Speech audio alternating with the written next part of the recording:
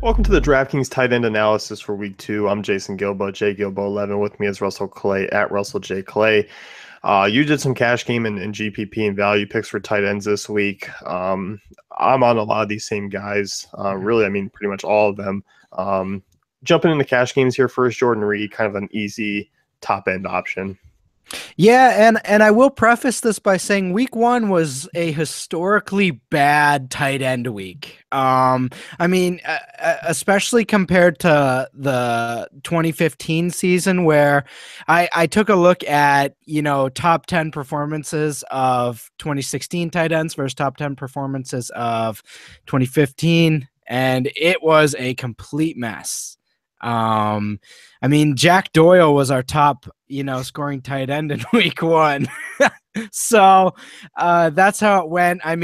10 tight ends scored touchdowns in week one last year, and we had 5 this year. So that's certainly something to take into account when doing tight ends in week 2.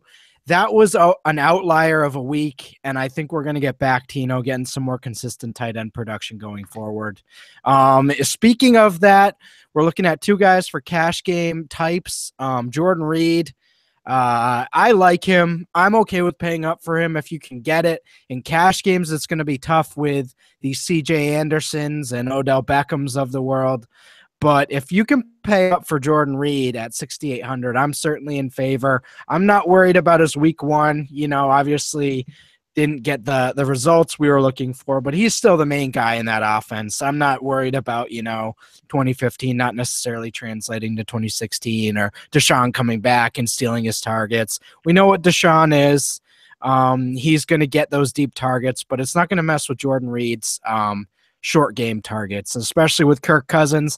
Looks like he was struggling a little bit there and needs that dump off option. So I'm okay with Reed pretty much every week. 6,800, give it to me. Yeah, I'm definitely in agreement. I think we do see a better Kirk Cousins in week 2, and I think that'll translate into more success for Reed. Yeah, certainly. And speaking of, productive tight ends that didn't really give us much last week, Delanie Walker. Oh, Tajay Sharp. Get out of here, sir. Tajay Sharp getting quite a few targets last week. Obviously concerning because he is a possession type receiver and type archetype. But Delanie Walker, I think we've seen the last 2 years of sample sizes.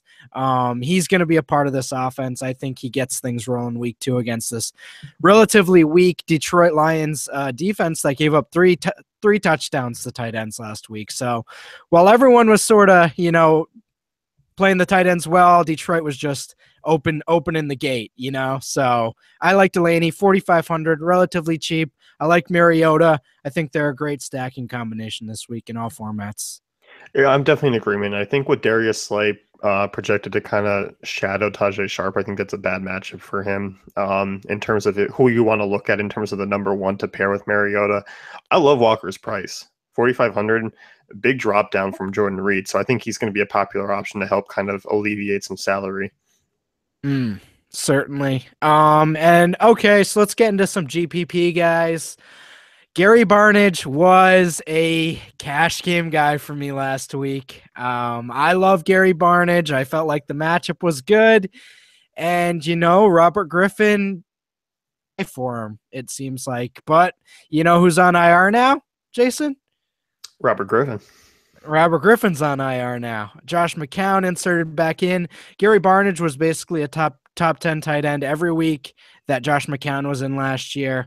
Baltimore certainly has some interesting pieces to that defense, but if Josh McCown has the same eyes for Barnidge as he did last year, I think he should be fine, especially at this reduced price of $4K. Can't trust him in cash games right now just because we saw, he wasn't heavily targeted in that offense, and they do have Corey Coleman now. So, there are some concerns. But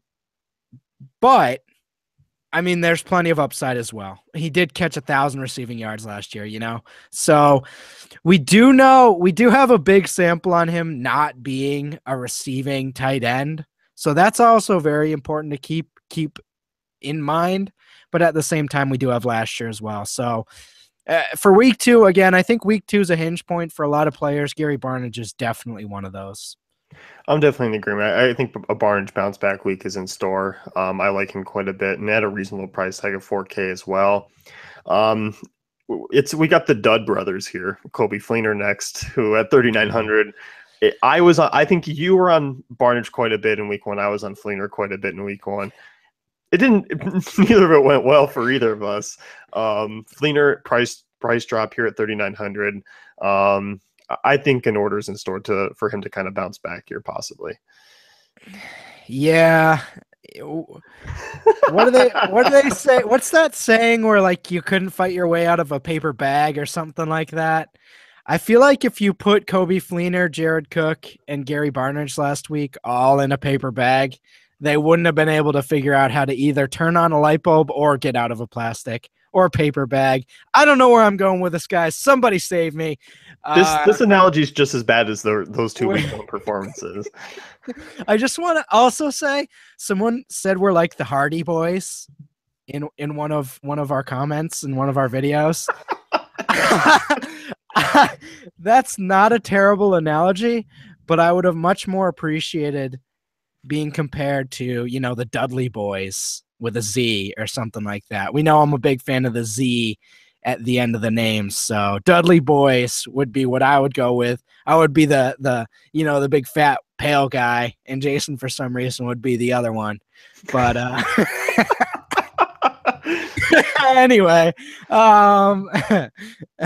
Kobe Fleener, not exactly earning that free agency big deal he scored, so certainly not liking that. But I am a big believer that Drew Brees throughout his career has spread it out. Willie Snead and Brandon Cooks were the big guys last week.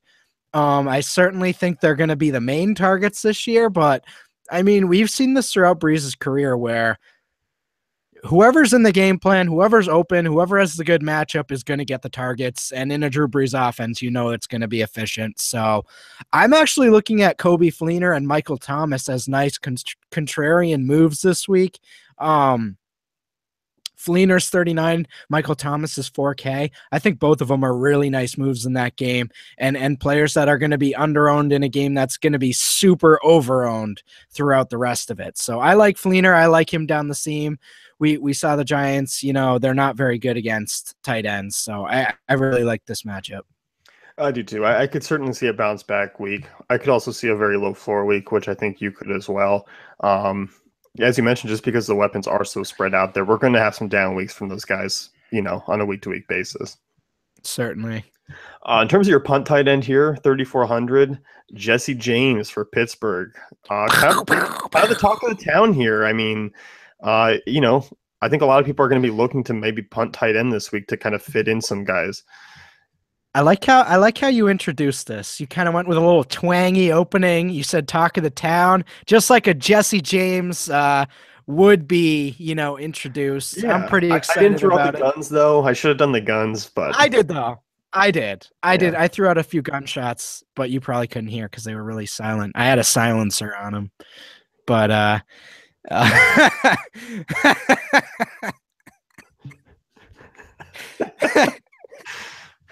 okay. 3,400 for Jesse James. Obviously a secondary weapon in that Pittsburgh Steelers passing game, but he was looked to a little bit. Really the story of Jesse James' career kind of went with Christian Hackenberg. He just wasn't utilized, to his potential in college, and that obviously led to, a negative draft position, but he's always been a good athlete.